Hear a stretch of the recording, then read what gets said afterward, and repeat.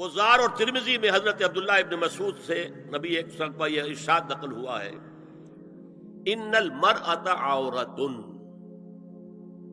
عورت چھپا کر رکھنے کی چیز ہے۔ ہمارے ایک نوجوان ساتھی نے ایک دفعہ مضمون لکھا تھا بڑا پیارا، انہوں نے کہا کہ قرآن مجید میں جو اشارات ہیں،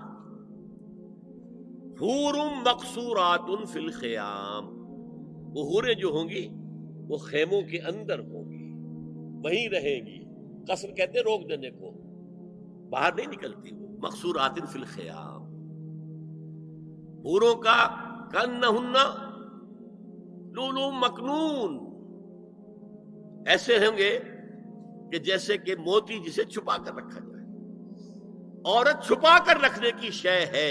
المرأۃ کلھا عورۃ، عورت کہتے ہی اس کو ہے جسے چھپا کر رکھا جائے۔ ان المرأۃ عورۃ فاذا خرجت، جب وہ گھر سے نکلتی ہے، استشرفھا شیطان، اب شیطان جو ہے اس کو طاق میں رکھتا ہے۔ واقرب ما تکون بروحۃ ربھا وہی فی قعر بیتھا، وہ اپنے رب کی رحمت سے قریب ترین ہوتی ہے جبکہ اپنے گھر کے بھی کسی اندرونی حصے میں ہو۔ صحن میں ہوگی تو شاید دور دور کے کوٹھوں سے نظر پڑ جائے۔